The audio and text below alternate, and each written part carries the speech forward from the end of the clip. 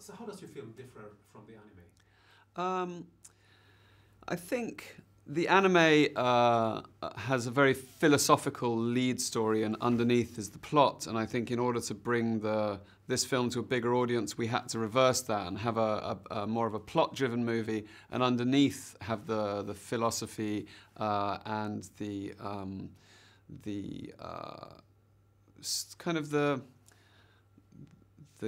reflections of transhumanism and technological advancements and how we retain our spirituality in a technological world. And I think, you know, we were very loyal to the anime. I think it was important for me that it felt as though it was Ghost in the Shell. I didn't want to make a Ghost in the Shell movie that wasn't Ghost in the Shell. So, you know, we worked very hard to find the essence of Ghost in the Shell and bring it to the cinema.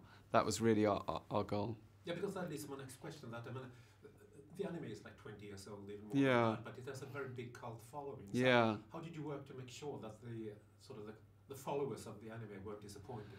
I think you can never really guarantee that. I think to me, I was a fan first and foremost, and so my kind of fan thermometer, if you like, was me. It was my instinct. If I looked at two things and said, is that Ghost in the Shell or not, that would always lead my decisions. There were things that I felt as a fan had to be in the film.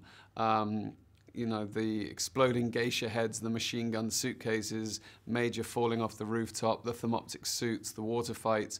Those things have to be in Ghost in the Shell. It's like if you're making a Bond movie and you don't have a martini. When I looked at the anime was R-rated in America. Yeah. And this one is PG-13. Is it less violent, or is it that times have changed, that what's R-rated then is PG-13 now? Yeah, I think it's, I mean, it's interesting. I think the anime, it's hard because it was R-rated, but a lot of the violence and sexuality of that was all animated, so it seemed more detached. Ours, obviously, is real, more real because it's filmed, and yet, you know, because there's a lot of robots and androids being shot and exploding, you can get away with it a little bit more. But you know, there's nothing offensive about the film. You know, I think there's a beauty even in the violence. Yeah, that most likely was Peter Jackson. I mean, he could chop off the head of orcs because the blood was black. Yeah, exactly. No, we had a lot of black blood and black powder coming out of people. How did you work with the actors? Well, I mean, was Scarlett an obvious choice for you? Yeah, very much so. I think, you know, to me, she is the best actor of her generation. She's also the kind of the queen of cyberpunk, I guess. You know, through her films, Under the Skin, Her, you know, to Lost in Translation. She's really just, she is as much of a cult in herself as Ghost in the Shell was. And she is incredibly visceral as an actor, incredibly powerful. She does so much in this film through the performance. It's really a tour de force from her, and she trained very hard. You know, she's incredibly muscular, incredibly tactical. She trained with military operatives to really get weapons trained, and she can fire a machine gun, a full magazine of a machine gun without blinking. She trained herself very hard for this role.